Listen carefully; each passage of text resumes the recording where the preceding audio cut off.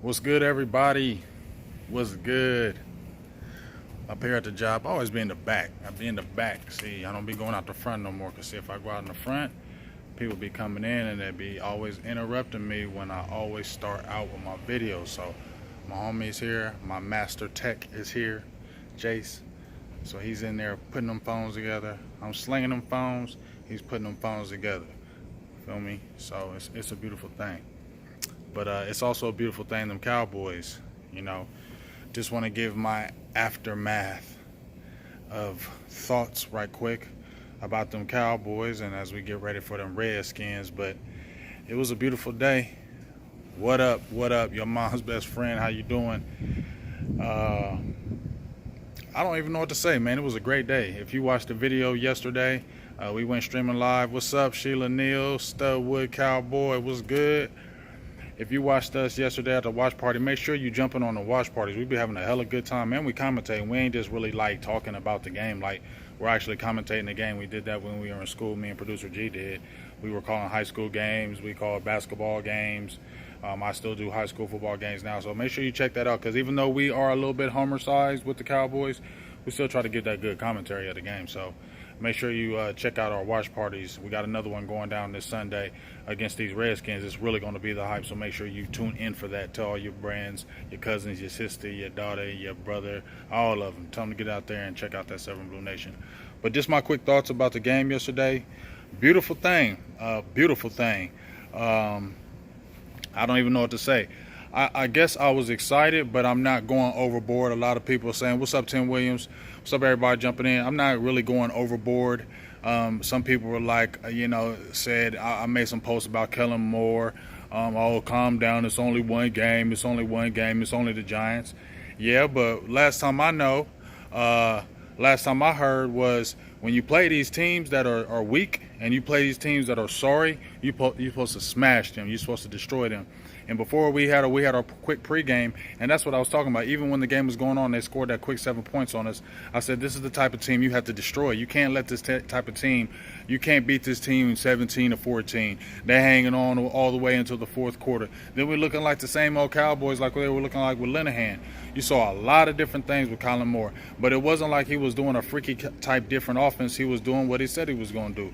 He was doing a lot of motion, a lot of different formations, a lot of guys moving at one, guys keeping in motion, keeping the defense off balance. That's the main thing he was preaching in preseason. He was preaching in camp, keeping the defense off balance, and you see mission was accomplished. He kept the defense off balance. He had new wrinkles. He had the defense not knowing where we were going. We're going to run with Zeke. Are we going to throw a screen? Are we going to jump out? You going to throw a jet sweep? Or are we going to go pump fake? You see the play action. I think there was like 21 play action calls yesterday. 14, I believe, play action calls. 13 of them, I believe, were Ezekiel Elliott, if I had the stat. But you see what happens when you have Ezekiel Elliott in there. You can do the play action. Your game works because now you got an all-pro running back there that he is a threat. You have to watch him. And so that makes it easier when you're doing some play calling. And you saw how Dak went. I've been saying it about Dak. I've been loving it about Dak. I'm excited. I just really want him to continue to ascend. I said he would. I think if we were talking about the things that the Cowboys did to really help Dak Prescott this year, even though it's one game, it's still, you can see the fruits of the labor. You can see the fruits of the labor. You can see how the training went with him and Gallup. You can see how they were talking about they got a better rapport and how everybody was talking about that last year. That has to be the connection. He goes out there and gets like 6 or 7 catches for 150 yards, a career high, looking explosive like he had been looking in preseason. But that's putting Kellen Moore at the OC, because Kellen Moore has been an offensive-minded genius. It doesn't matter what he looked like on the field. Off the field, that mind. And that's what I was excited about with him. Very, very, very beginning, I was like, But then right after that, I was like, you know what, Kellen Moore, forget how you play on football. That dude got a mind. So I was all for it. So now you see, and then you get John Kitna, who you can see where the fruits of the labor. You can see where the hard work has paid off with the footwork. You can see where Dak was dropping dimes, where they were supposed to be. The Blake Jarwin pass, I was maybe a little behind him. I seen a couple passes a little behind him, but I also seen Amari Cooper drop 2 beautiful passes that Dak threw to him. So if anything, you saw the maturation process continually. Not saying it's done, but you've seen the maturation process with Dak Prescott. When you saw him processing the information, you saw him quick and decisive with his throws. You saw him standing strong in the pocket. You know what I'm saying? You daggone right stuff with Cowboys. He's throwing them phones. He's slanging that ball like I'm slinging these phones out here, and that's straight up. But man, it just felt good that you saw Dak was confident. 4 touchdown passes, 25 of 32. Should have been 26 of 31 if Omari wouldn't have dropped that ball. But 405 yards or 404 yards, 4 touchdowns. Looked beautiful in that pocket, looked strong. The team looked strong. Definitely got to shore up that defense. Let's stay on the offense because this was an exciting day. Amari Cooper hadn't really practiced forever, seemed like, with that foot. He comes in there, looks efficient, gets 100 yards receiving as well, gets the beautiful touchdown that Dak just laid right in the bread basket. Randall Cobb, you already see he got a touchdown, had like 4 catches for like 60 or 65 yards yesterday. Man, you've seen just what he adds as an element as far as the speed, the yards after catch, what Cole Beasley didn't add. And no shot to Cole Beasley, but that's what we got Randall Cobb for. That yards after catch. You saw the hitting over the middle. Yeah, look good. Just look, you can do a lot of things with him because he's a bigger body and he can do the yards after catch. So that is a awesome sight. The offensive line, hellified job. You seen Tyron Smith was out preseason. Zach Martin out preseason. Line maybe a little influx, kept a little bit heavier in the 53-man roster, but you see no sacks. Dak had time, even when the Giants were blitzing. Now, I will say this about the Giants. They don't got no pass rush. We understand this. We were talking about that even when we were talking about keys in the game on the Cowboys experience. We knew the Giants didn't have no pass rush. We knew their secondary was suspect. We knew their team wasn't that good. We understood that. We knew they only had Saquon Barkley, even though he got 110 yards. Even though it was one big long run for like 60 yards, he still averaged 6 yards a carry after that. We knew about Evan Ingram. He's a dog. He's a nice tight end. He had 11 catches for over 100 yards. You know what I'm saying? Cowboys got to shore that up coming in again against these Redskins because we don't know if Adrian Peterson is going to play number 1. They played Geisen, they benched Peterson, but he could be a problem. They may play Peterson just because it's us and it's at home. So who knows what happens with that. Casey Keenum, he's not a all-world quarterback, but he's not a bum. So definitely got to get that defense together. Secondary, Manning threw for 300 yards. A lot of it was garbage time, but there was some good passes that he was completing. We need more guys that are getting in that backfield. I think we only had a sack. DeMarcus Lawrence had a half one with somebody else, I think LVE. Dorrance Armstrong Jr. had a would-be sack against Manning. Should have had him when he spun out of it. So Mighty Quinn will be here in a little bit, a couple more games, but definitely got to get more pass rush. Wasn't really wasn't surprised about this.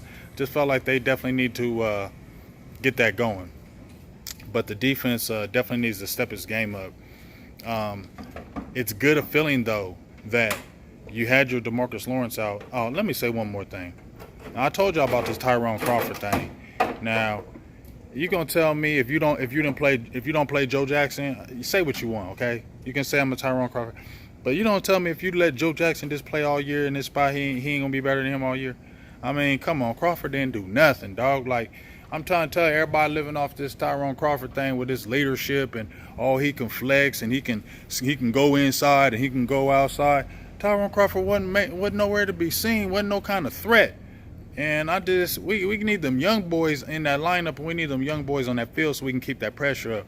And that's some money we could have already saved this year. That's what I'm going to say about Tyrone Crawford. But, you know what I mean? I'm going to let you go on that Crawford, but I'm just saying. But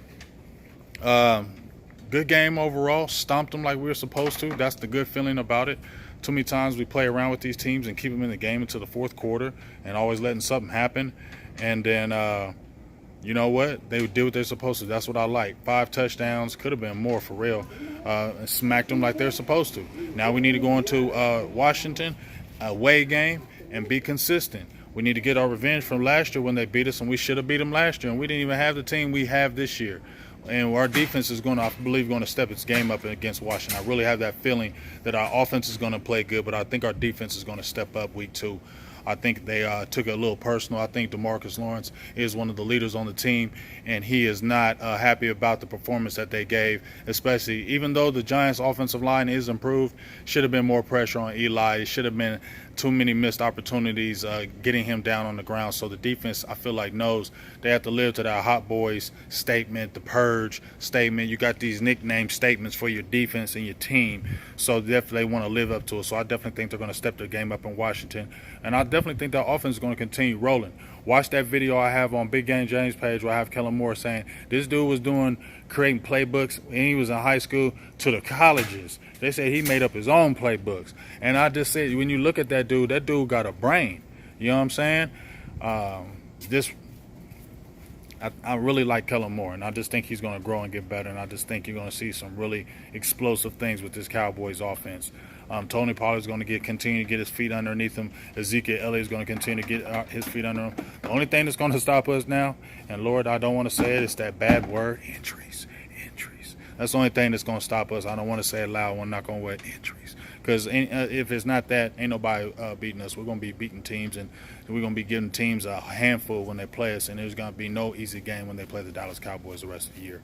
So, with that being said, I'm going to do a show with DDP later on today on the Dallas Prospect. Later tonight, we'll talk some more about the Cowboys football and what we saw today and the excitement that is in the air, what could be going into week 2 against the Redskins. Also, make sure you check out tomorrow on the Cowboys Experience. We'll be there. Me and Law Nation will be on there again at 1 p.m., recapping the game, talking about matchups going forward with the Redskins, and then the Miami game. I'm going to be out there. Law Nation, producer GR are going to be out there. That's going to be a great time. And then I think Tuesday night. So we got a show full of stuff. DDP tonight, Dallas Prospect. Make sure you get on that. Tomorrow, the Cowboys Experience. Make sure you get on that. That's going to be on Facebook, me and Law Nation. Then tomorrow night, it's going to be back on our Silver and Blue Nation with, I believe, Luke Scott. I keep on calling him Luke. Skywalker's still my dog, young Skywalker. Me and him, we're going to talk and have a great time. So, loved it. We're going to see good information. No, guys, no, is Allen not playing? What's up, Cowboys family? How you doing? Hey, yo, y'all was at that game. I know y'all had a good time. Ain't nothing like them games, is it? Especially when you go to a beatdown. And I got one more. I said I had one more thing to say. I got another thing to say. When people try to downplay this victory, they say, oh, it was just the Giants. It was just the Giants. No, it wasn't just the Giants, because that's an NFC game. That's an NFC divisional game. And how many times have we seen the Cowboys give up the easiest division games or lose a division game or lose an NFC game, and then later on in the season, it comes back and bites them later on. It always seems to happen to us, and this is what you're supposed to do. Our first 5 games, 4 are NFC games, 2 are division, and we already conquered 1. We go in there and beat them Redskins. We start 2-0. Not just 2-0, 2-0 in the NFC, 2-0 in the NFC East. So that already puts you a leg up. We go in there and handle our business against them Saints and Packers.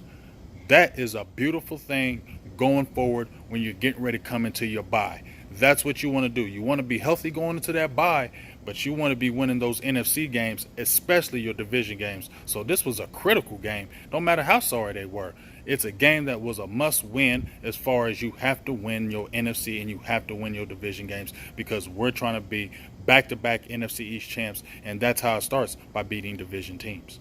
So great job by the Cowboys. Great job, Dak Prescott. Great job, defense. Got to step up and do more. We understand that, but I believe the defense is going to step up. Great job, coaching staff. And it's like I said, it was a game that we were supposed to do what we were supposed to do. So, that being said, I'm going to jump back here at work. I want to have my quick thoughts, because we're going to be talking all about Cowboys tonight and tomorrow, so I don't want to talk myself out of it. But shout out to everybody who's liking, subscribe. Please like, subscribe, share this page. Share, subscribe, donate, all that. Can't keep it afloat if you're not donating. I'm getting ready to head out to Dallas in a couple weeks, get some of this good footage, and continue to grind. So please continue to support Silver and Blue Nation on all platforms: Facebook, Instagram, Twitter, and YouTube. So with that being said, hopefully I'll be talking to y'all later on tonight, and we'll get some more good Cowboys talk in. Salutes. as my boy Law would say. Peace. I'm out.